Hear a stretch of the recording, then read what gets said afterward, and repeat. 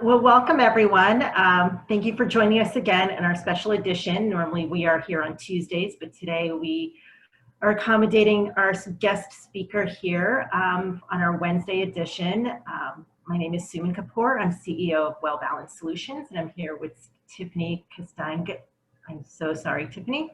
CEO of Zephyr, and our special guest, Gil Cohen.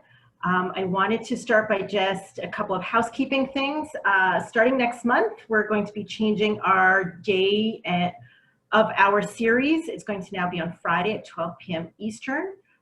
We are also starting to put out some sort of guidelines and rules. Just be respectful in these conversations. We're here to create a safe space for not only our guest speakers, but everyone who's joining us. Be respectful, be thoughtful. We definitely want to have these conversations. If someone is having conversations that are different to your opinions, we'd love to hear them.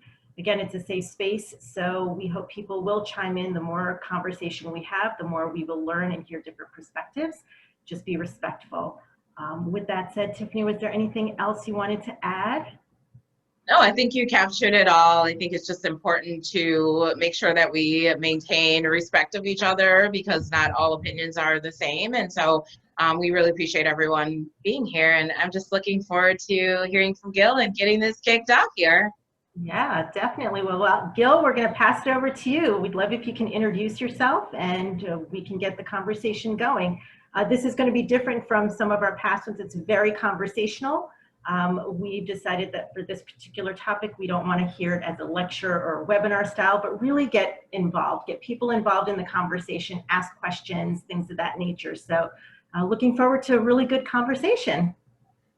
Thanks, Tiffany. Thanks, Suman, for having me on. First of all, I just want to say that, and I've said this to both of you before, that I love what you're doing here. I love that you're continuing the conversation, that it just wasn't for you a flashpoint in June, but it needs to be a conversation that continues for obvious reasons, unfortunately.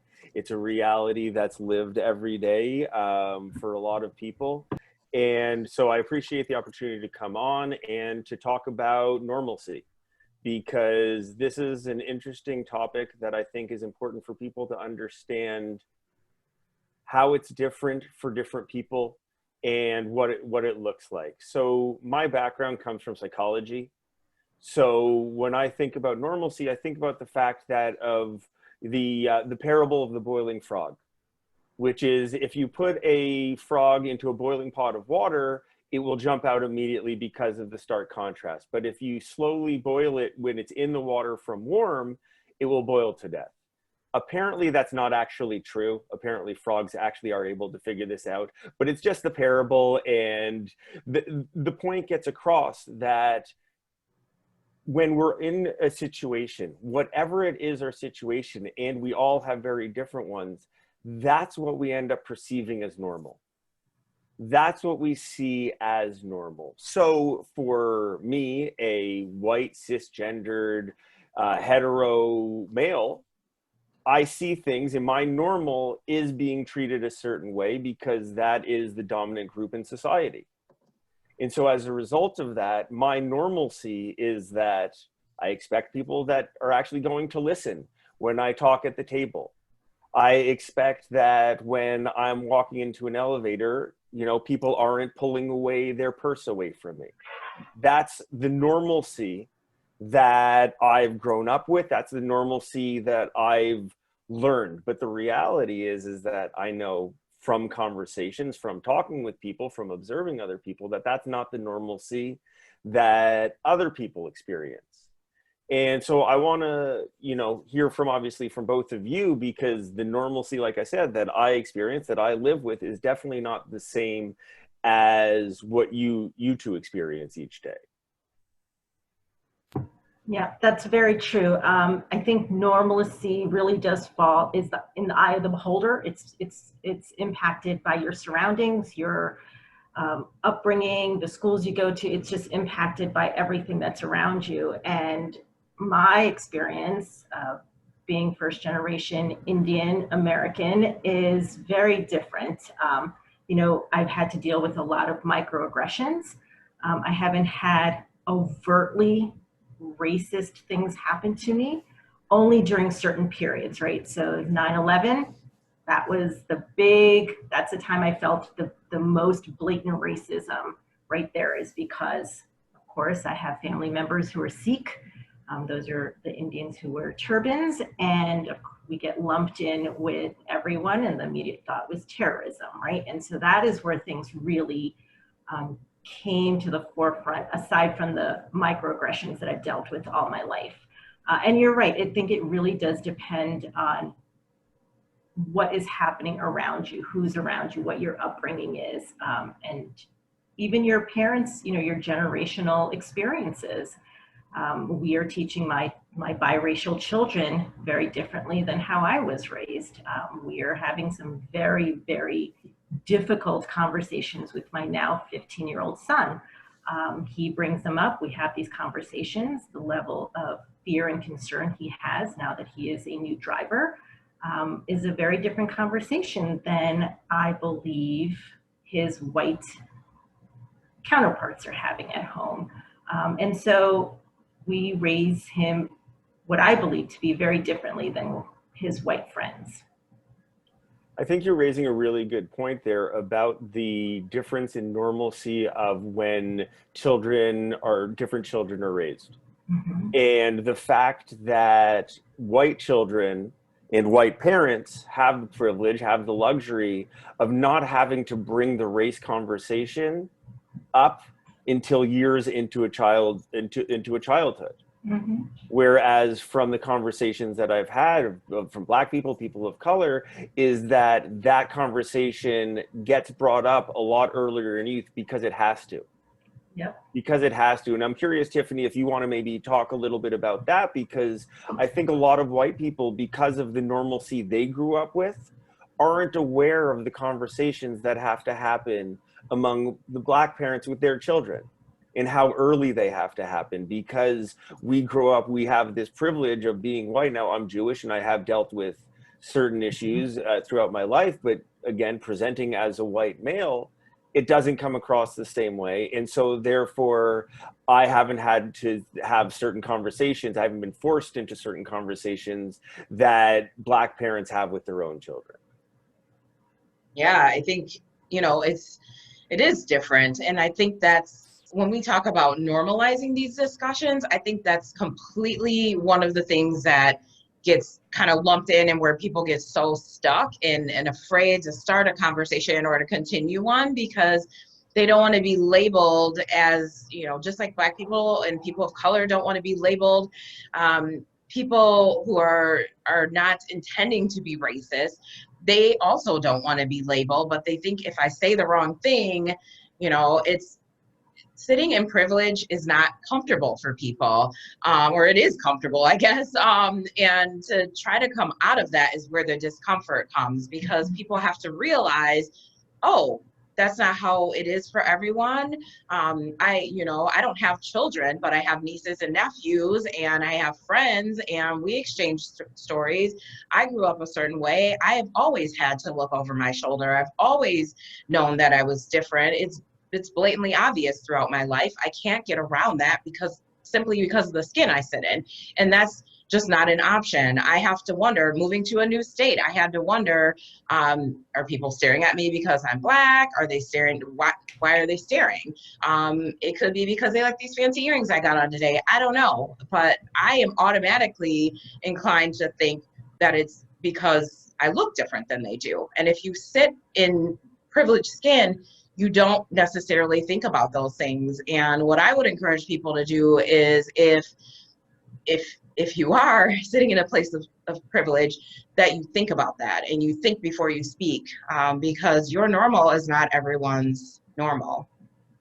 Yeah, and I think you bring up a really great point there around comfort and around privilege, because the reality is that historically the normalcy for someone who's sitting in privilege is comfort.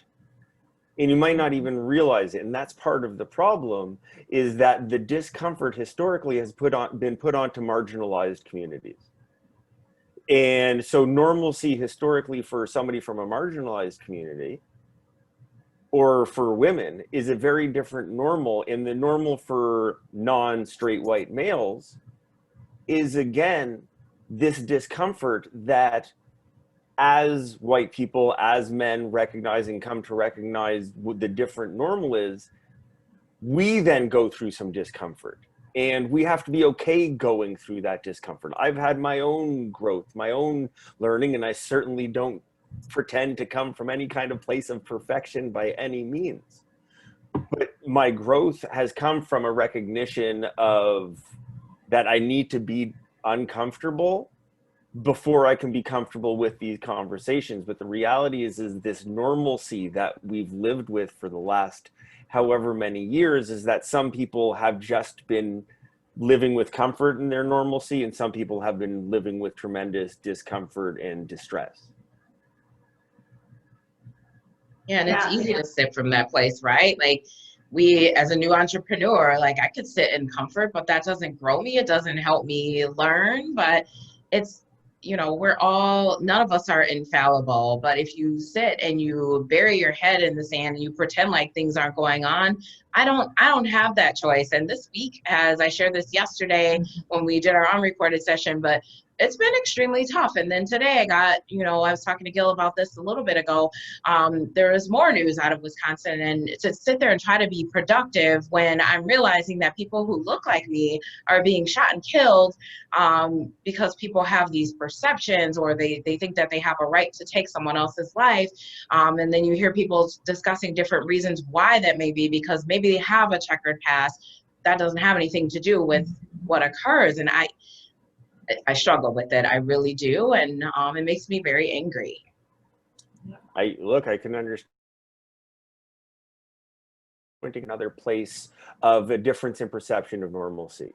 So whereas when a situation like this happens, the normalcy is for most white people to still just be able to go back to work and act like everything's normal and act like everything's fine. And that is just very common, whereas that is not the case for our Black colleagues. And the fact that we have to understand that when these things happen, it does not land the same way when each of us are seeing this. And so I think, again, tying this conversation to race in the workplace, is that white people like myself, when we come into work, have to be cognizant of what's a normal reaction for other people.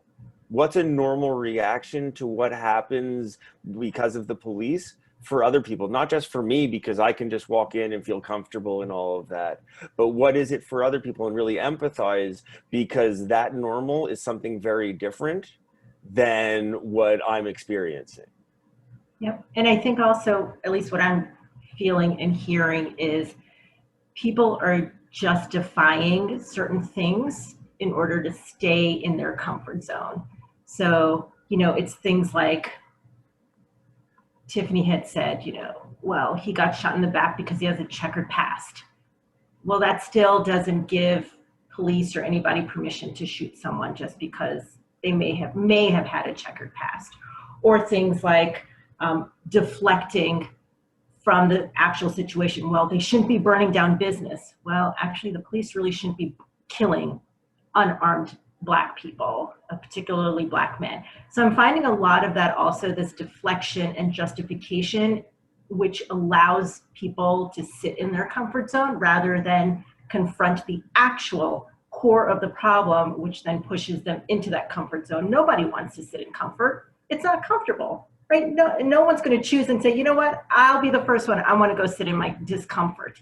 That's not it. But in order for us as a society to move forward and to heal and to make changes, we all have to play a role in this. Whether it's our children, whether it's our generation, our parents' generation, we all have a hand in this. Whether anyone agrees with that or not, we all play a role in it. Whether you're privileged, person of color, woman, LGBTQ community, everyone has a role in how we got to where we are, because we all are impacted. If we get frustrated, if we all look at us as one community rather than different sects, I think we could make progress, understanding, healing, working together,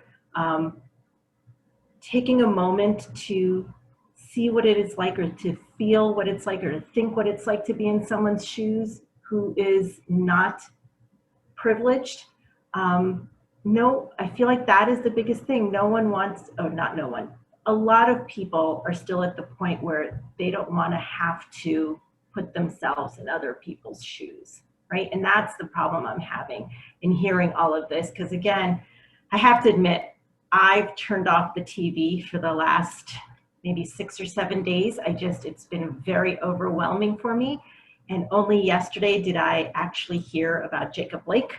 And that is right or wrong, good or bad. I just needed to be in a bubble for self-healing, but that doesn't mean that I'm not going to show up for conversations. That doesn't mean that when I am ready to, I'm going to have the conversations, right? And it's not that everyone has to start immediately right now at this moment, but everyone needs to make the effort to do some of that self-reflection, self-care, and then come and have conversations or read books or vote or think about ways that they can impact a positive change. And it has to be positive. How can killing of unarmed Black men be viewed as a positive thing? I'm kind of rambling because I am very frustrated and it's tough. It's tough. But I appreciate the rambling because there's a passion behind this, right? And there's the caring and the frustration. And when it comes to taking time off from the news, I completely get that. I read a great quote a number of years back that was something along the lines of 150 years ago, we knew about the bad things that were happening in our local area. Our brains aren't capable of understanding and dealing with every bad thing that happens everywhere. And that's really at the point we are in our hyper-connected society, is that we hear and feel all of the things around the world, and we're expected to care societally about all of the bad things that are happening around the world. But our brains haven't evolved in the last 150 years in such a way that we're capable of doing that. There's a reason we have such high stress, high anxiety, high depression rates as a society, because our brains aren't necessarily built to handle what's put in front of us. So the idea of staying away from the news, at least to a certain extent, I understand. For me, in March, limiting my news to 5 minutes a day protected my mental health, because I found myself obsessing about things. But I want to talk about a little bit about then the discomfort and the comfort. There's needs to be an understanding, though, that there are people that have been uncomfortable. And just because you don't see it, and just because you don't experience it, doesn't mean it's not happening. And that's one thing that we need to listen to other people's ideas and listen to other people's stories and not be dismissive. You know, Suman, you mentioned earlier about microaggressions. Microaggressions can be a very touchy subject. I read an incredible book recently, which I will plug, called Subtle Acts of Exclusion, which is an amazing, amazing book that gives a perspective and a framework on dealing with microaggressions. But the reality is that there are still a good number of people who, unfortunately, who are dismissive that they're even happen, that they're even real, that it's always in the other person's head. But the reality is that if you speak to enough people, or are a person, a woman, a person of color, a person who's not, again, a straight white male, you will know what it's like to have microaggressions, and often regularly, multiple times daily, which then is death by 1,000 cuts, because it's just, it forces a thinking one way or the other from the person who's experiencing it. It impacts it, it puts them in that discomfort that, you know, as a white person, I don't deal with. I don't have to deal with. As a man, I don't have to deal with. And that's why there is, again, that normalcy. That, so for normal for me is not having to be asked, so where are you from? No, really, where are you from? Oh, you're so articulate. Where I don't have to deal with those things. I don't have to then, as Tiffany said, wonder, is the person staring at me because of the color of my skin? Or are they staring at me because they love my earrings? I don't have to wonder that. I don't have to question that, but that comes from somewhere. that comes from a lived experience that can't be denied. That when somebody commits a microaggression, and we're all capable of doing it, to listen to the other person and say, okay, I recognize how I made you feel. I understand that my intent doesn't matter. What matters is the impact of how I came across to you, how I made you feel lesser, or whatever it was in that moment. Yeah, there's those microaggressions, and then there's like outward blatant things. Like I've been asked, like, what are you doing here? Not, if I was a white person, the tone would have come across differently, but it was almost like, no, what are you doing here? Like, meaning I didn't belong. Or having an officer come up to me when I have a laundry basket in my hand. You didn't stop me when I parked my vehicle. You waited till I got halfway up to my apartment door, and then you stopped me and asked me what I was doing and where I was coming from. I think the laundry basket should indicate that. If you've never had to sit in that discomfort, you've never had those experiences, that does, you don't get the right then to assume that everything should be fine, or what are people angry about, or why is it not this simple? It's not simple. There have been years of oppression. It's not going anywhere. And if we sit there and we don't have these types of conversations to draw awareness, and people are not ready to be educated and to take a step forward, we're going to continue for history to repeat itself. But these are the things that I want to personally bring to light, because this shouldn't still be happening. It shouldn't. Well, but I think the reality is that it happens because, as Suman said before, when people are confronted with it, they dismiss it, they reject it. Take for the example of, what are you doing here? Well, if you told, and I know plenty of people like this, plenty of white people, you'd say, this is what happened. They'd say, oh, he didn't mean that. Oh, he wasn't intending it that way. They would be dismissive of your perspective. They wouldn't understand why it happened the way you perceived it as happening, because it takes away from their comfort zone. It's dismissive, so it creates a cognitive dissonance. So therefore, historically in society, we've been allowed that. We've been allowed to do that. In the office, it becomes more of a penalty to call out a microaggression than to commit a microaggression, because the system is trying to protect itself. It's trying to keep itself as, let's make this okay, when it's not okay. But that microaggression made one person uncomfortable and left 7 other people indifferent. But the problem is that one person was uncomfortable, and we have to recognize that reality. So we can't protect those other 7 people's comfort zone for the sake of that one person being allowed to commit microaggressions. And that's something that's really important, is we have to understand then our own role in that, in participating in trying to improve that, not being part of the system that says, okay, it's not what he meant. Right. And I've heard countless stories and spoken to countless women who have had situations at work where a man would act inappropriately, and then unfortunately they'd go to HR, and HR would dismiss it. Oh, he was just kidding. That's not what he meant by it. It perpetuates that system. It protects the perpetrator, and it teaches the woman, well, why would I speak out? I might get punished for speaking out.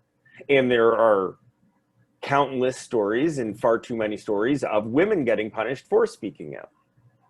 Yeah, I've been there. That's been my life. I'm used to it. And that's why we are where we are, because people like myself have been complicit and not said anything and not spoken out, because it's always been on the person who's been put into that place of discomfort to have to protect themselves, and while everybody else will then gaslight them and tell them, oh, it wasn't a problem. It wasn't an issue. So Gil, you talked about HR and things of that nature. How do we get groups to move into that discomfort so that they can push out and end up in a positive space? What can we do either as a society or within our organizations? I'd love to hear some thoughts on that. So I think it's a difficult one, a really difficult one. And I think that's the billion-dollar question right now. So I think, when we talk about societally, I think having conversations like this, and this is why I love what you guys are doing, because you're creating a place for people who are different, who have grown up different lives, and learn what it's like, and to openly listen and not dismiss and say, no, Tiffany, that's not what he meant. Oh, Suman, that's not a concern, but actually listen and say, okay, this is the discomfort you live with on a daily basis. And it's not the discomfort I live with, but I'm not okay with you living that discomfort anymore. And that's where the change can really happen, is by people actually caring about this. I noticed a shift from people I know and from people online come end of May, June, is that I think a lot more white people in North America have actually recognized the discomfort that Black people face. The idea of privilege, I spoke to numerous people who actually woke up to that idea in June, that it wasn't there before. So that's a positive momentum, and that's why we need to have these conversations like the ones you're having, to continue that, to create that common language, common acceptance that you're different than me, but it doesn't mean I can't listen to what you're saying. Your normalcy is different than mine, but we don't want to go back to what your normalcy was. Because the reality is that your normalcy as a woman means that you're going to be dismissed in meetings, right? Your normalcy as a person of color is that you're going to deal with these microaggressions, that you have to speak to your children or be spoken to when you're young about driving while Black, right? And we need to have these conversations. At work, it's a very, very difficult conversation. I have to be honest with you, because a lot of it comes from the values of leaders, where if leaders don't care about these things, they'll dismiss a microaggression because that's my best seller. That's my best earner. That's a great teammate. Oh, he couldn't have meant it that way. And people get dismissed in that way. But if the leadership has a genuine eye toward making things better, improving things. I know Starbucks took a lot of heat because of what happened with their training, but they also took a $60 million hit by shutting their stores down to take that training. So, I mean, were they perfect? Far from it. But did they put their money where their mouth was and say, look, we value people and we value that over the money we were going to make during this time? They did. And by demonstrating that, and that has to come from leadership, it can't come from HR. Most people I know don't trust HR.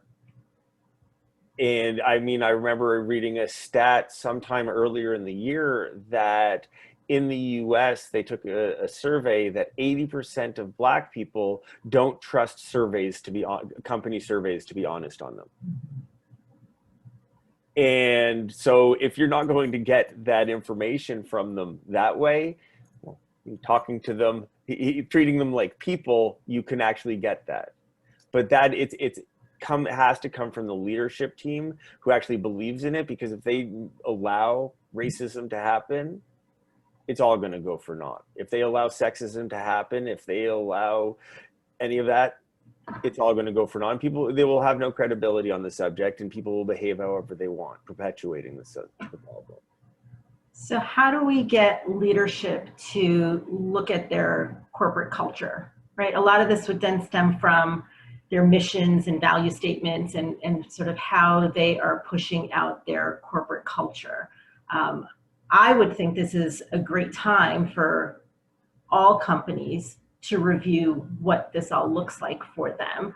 But again, I wonder if a lot of companies are putting their head in the sand and saying, well, this is not our problem. I know in one of our very early discussions, Tiffany, I shared a story with you of a friend who was going through something in her company where they said, this doesn't affect us, right? We are not going to change anything. Business is going great. I know the employees may not agree with this stance, but this is the stance we're going to take. We don't need to put out a statement. We don't need to review our corporate culture because it's been working and no one's been complaining. So if a couple of employees are complaining, you know, for the most part, our clients are happy, most of the employees are happy, why should we do this? And I tried to give some suggestions saying, you know, as a community and as society, we all, like I said earlier, have a role to play in this, which she took back to her leadership and they kind of pushed her aside. And then the conversation stopped. She said, I can't, I don't know what else to say. And if they're not going to listen, I feel like I'm banging my head on the wall. So she stopped. Those who supported the idea behind her stopped because leadership said no. So what happens? I actually had that same lady told me that leadership said, you know, you can leave. That's okay. If you don't agree with what's happening, that's okay, because in their mind, though they didn't verbally say this, and this is an assumption coming from my friend, she said, right now there's so many people who are unemployed, they could easily get somebody in there to do her job. And she's a thorn in their side. Yes, and she's a thorn in their side because she's bringing up issues that they don't want to have to think about. Exactly. So they're perfectly comfortable with her leaving because then they don't have to deal with that situation. Exactly. She's just a rabble-rouser. She's just a troublemaker. By talking about these things is a troublemaker. It's not somebody who's trying to make things better. Right. And so the problem when it comes to leadership is that depending on who your leaders are, they're somewhere in a different end of the spectrum of caring. So there are people who are at one end of the spectrum who, I mean, at the furthest end of the spectrum, they're outright racist and outwardly racist, and leaders like that certainly exist. And then at another end of the spectrum, you have people who are completely humanistic and completely forward-thinking around DEI and creating a truly equitable environment. Most organizations are somewhere between those polar opposites. The reality is the example that you're talking about, which is head in the sand, which is much earlier in that spectrum, much closer to that idea around straight up racism, because they are all dealing with, they all have these unconscious biases or conscious biases that they don't want to fight against. And they know that to be able to create that environment, they would have to be expected to behave in ways that they don't believe in. And quite frankly, she's probably better off leaving, to be honest with you, because if that's the value they put on her and that's the value they put on DEI, then why would she want to stay in that kind of environment? Because her wellness is taking a hit every time she cashes a paycheck that's signed by them. Her emotional wellness, her spiritual wellness is taking a hit every time she cashes that paycheck signed by them. And so the reality is it depends on where the leadership is, in particular the CEO, is on that spectrum. What do they believe? Because different people along the way need different arguments. You know, one of the arguments I've seen often among DEI practitioners is around the idea of, do you sell on the business case for it or not? Because a lot of people say, you know, I hate the idea of selling on the business case for it because there's something so much more important. But the unfortunate reality is some leaders aren't listening to it without that dollars and cents attributed to it. And those are the people who are very early on and they need to be proven that point. Whereas somebody who conceptually gets it, you don't want to necessarily make the dollars and cents case to them, because that's not how you're going to help bring them along. They already get that. They're already conceptually get it, but they don't know how to execute it. They don't know how to implement it. So it really comes down to every group, every leader needs a different method to bring them along to understand and implement DEI, because, you know, beyond that, those groups that don't care about it, then there's the other parallel group that put out the nice statement, put out the black square, put out all these things, and then still behave the exact same way. And people know it internally. And I've spoken to people about that, or about companies that they've previously worked for that put out black squares that they know were just entirely lip service. So I wanted to ask if anyone had any comments or questions.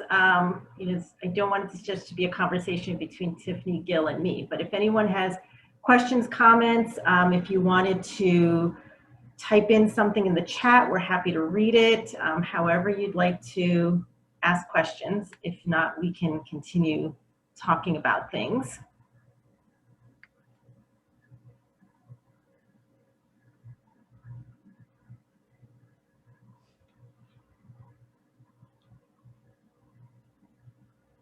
So going back to one of the things, Gil, you had said earlier, one of the things that we talk a lot with my son is this concept of boys will be boys, right? And I know that somewhat fits in the conversation. It sort of fills in that norm, right? Well, boys will be boys. Well, this is how I grew up. This is how life is, and we're just going to stay the course.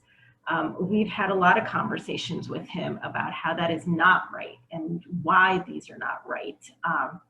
And he will come home and say, oh, I've actually heard so-and-so say that in the locker room. And I said, well, do you understand what was the concept? What was the conversation about? And then he understands that it was a justification. It justifies certain behavior. So I think it goes back to that same thing that we were talking about before, is that if we continue to give excuses for why these things are happening, nothing's going to change. And so I still come back to that question, and I know it is the billion-dollar question, but like, how do we continue? I mean, what Tiffany and I are doing is great. I know there are a number of other people who are having similar conversations, but I'm always wondering if we are reaching the right people, right? It's everyone who is coming here is working on their journey, is kind of working towards being part of the solution. But the people who are still sticking their heads in the sand, who are comfortable in their comfort spot, how do we reach those people? It's a really difficult question. Yeah. And I guess my philosophy when it comes to this is that societally, it's a slow evolution. And the reality is that if we look at where we've come in certain areas in society, if you look at the Gallup polling in terms of interracial marriage, do you know a majority of people still opposed interracial marriage in the US until the 90s? Till the 1990s, there was still polling against interracial marriage. Gay marriage, the numbers have been a dramatic shift. The reality is that unfortunately society fights change. You say boys will be boys. Well, so what happens is we normalize that behavior and it becomes okay. And then it becomes a part of how boys grow up. It becomes expected. It becomes a self-fulfilling prophecy. Whereas now, if we normalize the fact that boys will be boys as an excuse, as a justification, if we normalize the conversation around race that we're having, if we normalize calling out microaggressions, it will happen over time. Now, there are flashpoints that speed things up. But when it comes to a lot of this, I often think to one of my favorite stories is around a man who's walking on the beach, and it's a beach at low tide and it's full of starfish. And a boy is standing on the beach alone throwing starfish into the ocean. And he says to the boy, "What are you doing?" And he goes, "I'm saving these starfish. If I don't throw them back in the ocean, they're all going to dry out. They're all going to die." And the man looks at the boy and he looks around and he says, "Look, there's thousands of starfish on this beach. How do you expect to make any kind of difference?" And the kid smiles, picks up another starfish, chucks it in the ocean and says, "I made a difference to that one." And that's the reality. That's how I see we have to make that change, one person at a time. The fact that there are more white allies or people who are aspiring to be allies now than there were 3 months ago. There were more people who are active and care about this than there were 3 months ago.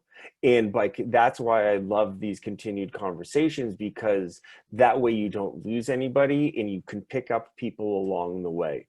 One more person to become passionate about it, one more person to protest, one more person to stand up against a microaggression, call out a bad practice in a company. It happens over time. That's the unfortunate, as I see it, the unfortunate reality. You can't start a revolution at a company and just expect them to start to care about DEI.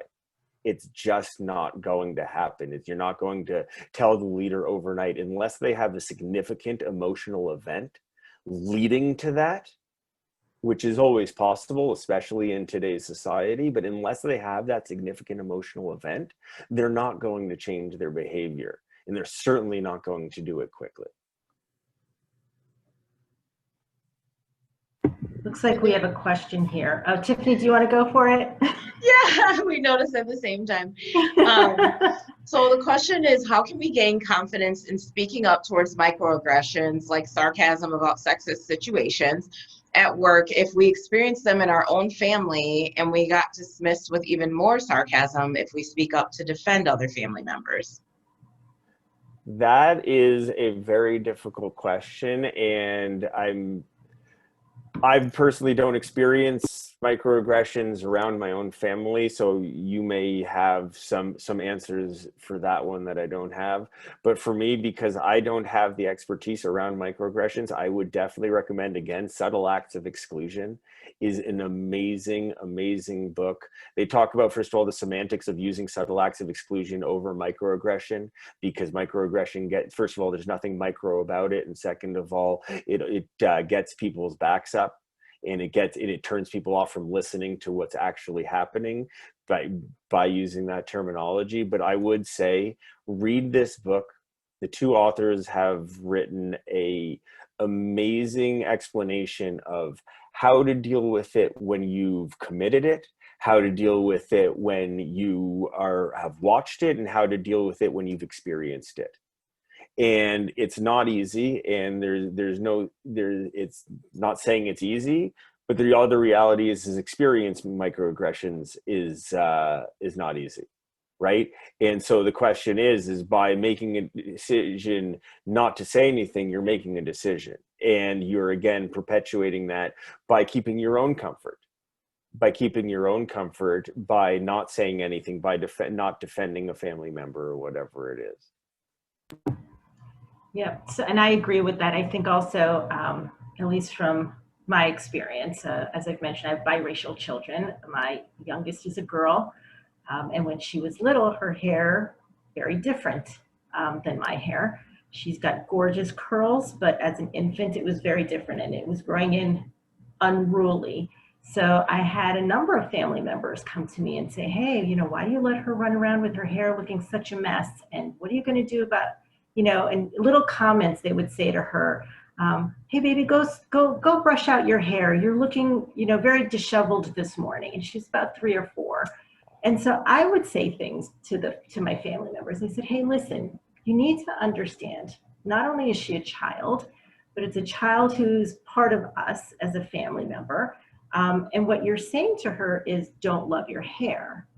And just because her hair is different than our hair, my hair, and I had to educate them. I said, in the Black community, there is a lot of polarization around hair, and there is a lot of conversation about loving your hair and your natural hair. I said, my goal is to raise her to love her hair. And so when you say things like that, it takes away the lessons I'm trying to teach her. So as a family, I want us to all be on the same page here. And it took me several times saying the same thing to the same individual, but at some point it clicked, right? And I would just follow up immediately, and I say, no, baby, look at your hair, looks so beautiful this morning. It's okay. If you want to put in a bow, go put in a bow, but it looks just great. You do you, honey. And she got that. She must have been 3 or 4. And so I would follow those microaggression statements with these positives to remind my daughter, hey, your hair is gorgeous the way it is. Now, we all wake up and we have bedhead and you got to, but hers is a little beyond that. But again, the idea was that she's got to love her hair. And now she's at the point, she is so confident with her hair and her curls, and anybody who says anything like, hey, did you ever think about straightening your hair? And she's like, for what? Look at how beautiful my hair is. Why would I want to take my curls away? Or if we go for a haircut, she'll say, hey, just make sure you don't get all my curls. I need my curls. Like, that is her identity now. So I think going back to the question that was asked, it is hard. I mean, this was an elder in my family. You don't speak up to elders, right? So you just have to frame it in a way that they understand. At least I did it from an educational standpoint. I explained as much as I knew about the struggles with natural hair in the Black community. and more importantly, what my goal is for my daughter, right? And that this is how I'm educating my daughter. So I think that there are ways, and you might have to repeat yourself multiple times to get the points across, but it's settled. And now that same individual looks at my daughter's hair and says, "Oh my God, your hair looks so beautiful today." Oh, and trust me, it's not like I worked any magic on her hair, but it's just that they're now following my lead, and I would constantly, so even though the conversation happened, my daughter would wake up, she'd go, "Oh baby, your hair looks so good today. Thanks, mommy." And so they just saw all of that. And it's just that positive reinforcement that this individual was seeing. So also I want to highlight, unfortunately, that just because a child is 3 doesn't mean the microaggressions stop. It doesn't change that. That's the reality of it, is that, in part of this book, in Subtle Acts of Exclusion, they talk about, always assuming positive intent, always assuming positive intent with that. But even so, still, this child was being told things that she was then being asked to internalize. Right, that's how she was being expected to perceive the world, because this is the way this woman was talking with her. So, thank you. I appreciate that story. So I also want to be conscious of time. We're coming up to about an hour. If anyone had questions, obviously we're here to have the conversations. Gil, if you had time afterwards when we are done unrecording, if you are able to stay a little bit, maybe we can have a little conversation unrecorded if there are people who have questions and comments and don't want to be recorded, which is fine. Do you want to do a little bit of a wrap up, Gil? Unless there are questions. Well, let's check if there are any questions. I didn't see anything. Or thoughts? Anyone want to add anything to the conversation? Feel free. You can put them in the chat or unmute yourself if you'd like. So for my own wrap, I just want to thank you guys again. I mean, you're both amazing individually, and together you're a powerhouse. I love what you're doing with these conversations. I'm grateful to have been able to be a part of it. And the lesson for me, for people who aren't marginalized, for people who are in the dominant groups in society, is to just really open our ears and listen to what's going on, because our normalcy isn't the same normalcy for everybody. And that is a prerequisite to make any other changes. Because if we think everybody's living the same comfortable life that we are, then why would we expect any change? Why would we want any change? But if we understand and care about the discomfort and the pain and the stress and the heartache that other people are going through, then that will then change our behaviors, and slowly over time, society will change. It's a slow thing. It's a sad, unfortunate state of events, but that's why we need to keep on pushing. That's awesome. Thanks, Gil. And we're so grateful for you. I am so blessed. I know I tell you this all the time. You think he pays me to say this, but Gil is just an amazing professional. And so we have those synergies there too, but just an awesome human. And I appreciate you. And just to kind of wrap us up here too with that, it is about humanity. We're all one human race. There isn't a superior race, though some may believe that, but we need to see each other and really see each other. We've talked before about color and not being colorblind, but seeing each other for who we are, and that includes our difference. We should be celebrating that and not using it and weaponizing it against each other. So I just appreciate you taking your time out of your day. I appreciate everyone who has joined here today. We really appreciate your time, taking time out of your day. Everyone who's watching the replay, definitely, connect with us. If you have any questions or thoughts, you can put those in the comments when we share out the replay, or feel free to, including anyone who's on with us live, to send us a private message if you want to have some additional conversation. Suman and I are always here. We're creating this safe space. And, moving forward, as she said, we will be having these talks on Fridays at noon Eastern. Moving forward, we're so excited. We have some amazing speakers coming up to join Gil and the other Gil and Dawn, who have now kicked us off with this series with guest speaking. So lots of fun stuff coming up for you guys, and we're really excited to share that with you and just to continue creating community. So don't hesitate to reach out if you need a shoulder to lean on, if you have questions, thoughts. We're here, and we're going to continue this for the long haul here. Anything you'd like to add, Suman, as we wrap up?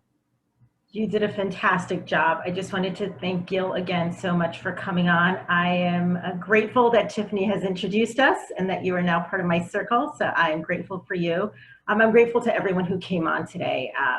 We're hoping that you'll take the information, share what we've talked about here with your groups, share this series that we're doing with others in your group, and that we can get more people to join us, whether live or on the replay. But thank you, everyone. This has been a really good conversation.